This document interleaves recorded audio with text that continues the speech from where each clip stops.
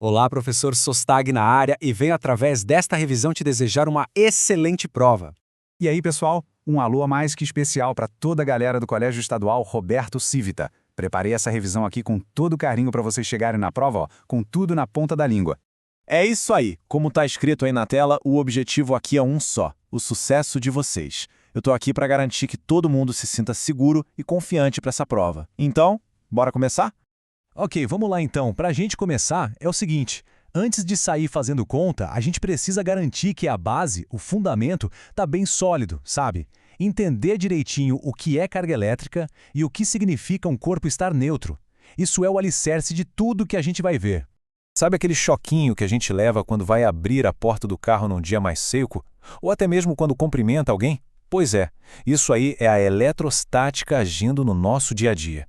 E é justamente esse o ponto de partida para a nossa primeira questão. A pergunta aqui é bem direta, pessoal. Para um corpo ficar eletrizado, ou seja, carregado, ele ganha ou perde alguma partícula, certo? Agora, qual delas? A gente sabe que o átomo tem prótons, nêutrons e elétrons. Mas será que são todos eles que podem sair passeando por aí de um corpo para o outro? E a resposta é elétrons. Isso é super importante, guardem bem. Os prótons estão lá grudados no núcleo do átomo. Eles não se movem de jeito nenhum. Então, toda a mágica da eletrização acontece por causa da dança dos elétrons. É eles que pulam de um corpo para o outro. E a regrinha é fácil: quem ganha elétrons fica negativo. Quem perde elétrons fica positivo. Simples, né? Olha que imagem impressionante. Um raio é basicamente uma descarga elétrica gigantesca. Mas antes de toda essa energia ser liberada, como é que estavam as coisas lá em cima? As nuvens, como tudo na natureza, podem estar num estado de equilíbrio. E é sobre esse equilíbrio que fala a nossa segunda questão. Então a pergunta é: o que quer dizer na prática quando a gente fala que um corpo está eletricamente neutro? Será que isso significa que ele não tem carga nenhuma? Ou tem algum segredo aí? E olha só que legal, esse esquema aqui deixa tudo bem claro. Um corpo neutro não é um corpo vazio de cargas, muito pelo contrário, ele está cheio delas. O pulo do gato é que o número de prótons, que são as nossas cargas positivas, é igualzinho ao número de elétrons, as cargas negativas. Uma coisa anula a outra, e o resultado é um equilíbrio perfeito. A carga total fica zero. Beleza, então. Já entendemos que quem manda no jogo são os elétrons e o que é um corpo neutro. Agora a pergunta é: como é que essa transferência de elétrons acontece na prática? Bom, existem 3 jeitos principais de um corpo se eletrizar. Vamos ver cada um deles. A questão 3 traz um experimento que todo mundo já deve ter feito ou visto: esfregar a bexiga no cabelo e depois ela gruda na parede ou atrai pedacinhos de papel. Mas por que isso acontece? Qual é a física por trás dessa brincadeira? A resposta para isso é a eletrização por atrito. É exatamente o que o nome diz.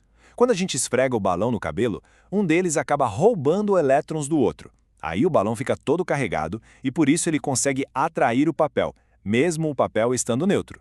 E pronto, tá aí a resposta da questão 3. Certo, mas e se, em vez de esfregar, a gente só encostar um corpo que já está carregado em um outro neutro? Bom, aí a gente entra na questão 4, que fala da eletrização por contato. Pensa que é como dividir alguma coisa. A carga em excesso é distribuída entre os dois e, no final, os dois acabam com cargas de mesmo sinal. Se um era positivo, os dois ficam positivos. Se era negativo, os dois ficam negativos.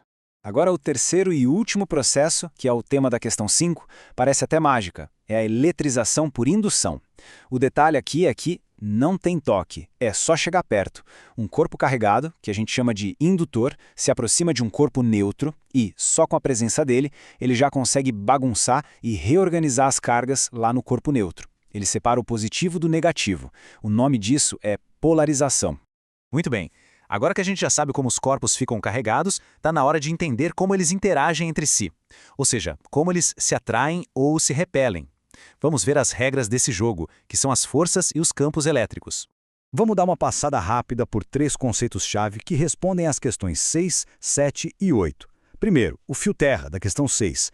Pensa nele como um ralo de elétrons, uma rota de fuga segura para o excesso de carga. Depois, a lei de Coulomb, da questão 7, que é a fórmula que a gente usa para calcular a força entre duas cargas. E, por fim, o campo elétrico, da questão 8, que é como se fosse a área de influência que uma carga cria ao redor dela, uma espécie de aura elétrica. Ok. Chega de papo, né? Vamos botar a mão na massa. As duas últimas questões são de cálculo. Então pega a calculadora aí que a gente vai resolver isso passo a passo, juntos. A questão 9 quer saber a força entre duas cargas. Para isso, a gente vai usar a famosa lei de Coulomb. A fórmula está aí na tela. A força, F, é igual a uma constante K multiplicada pelo produto das duas cargas, Q1 e Q2, e tudo isso dividido pela distância entre elas ao quadrado.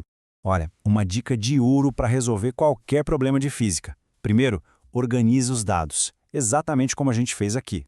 Separamos o valor da constante K, o valor da carga Q1, da Q2 e da distância D. Com tudo organizadinho assim, fica muito mais fácil. O próximo passo é só substituir esses valores lá na fórmula. Então vamos lá. Substituindo os valores, a gente vai ter 9 vezes 10 elevado a 9, que multiplica 2 vezes 10 a menos 6, que multiplica 3 vezes 10 a menos 6. O resultado disso tudo a gente vai dividir por 0,5 ao quadrado, que dá 0,25. Se a gente fizer essa conta direitinho, vamos chegar no resultado final, a força de 0,216 newtons. E para a gente fechar com chave de ouro, a última questão, a número 10. Aqui o problema é calcular a força que uma carga sofre quando ela está dentro de um campo elétrico. E olha que beleza, a fórmula é bem mais simples. A força é simplesmente a carga Q multiplicada pelo campo elétrico E. De novo, o mesmo processo. Vamos organizar os dados. O problema nos deu a carga Q, que vale 5 vezes 10 a menos 6 coulombs, e também a intensidade do campo elétrico E, que é de 200 newtons por coulombs. Agora ficou fácil, né? É só multiplicar um valor pelo outro. Fazendo 5 vezes 10 a menos 6 multiplicado por 200, a gente chega no resultado final. A força é de 0,001 newtons, ou, se preferir, 10 elevado a menos 3 newtons. Então, pessoal, vamos fazer um resumão final, os pontos mais importantes para a prova. Primeiro, quem se move são os elétrons, sempre. Segundo, corpo neutro é quando o número de prótons é igual ao de elétrons. Terceiro, os 3 jeitos de eletrizar são por atrito, contato e indução. E por último, as forças são calculadas pela lei de Coulomb e pelo conceito de campo elétrico. Guardem isso. É isso, minha gente. Passamos por todos os pontos que vão cair na prova.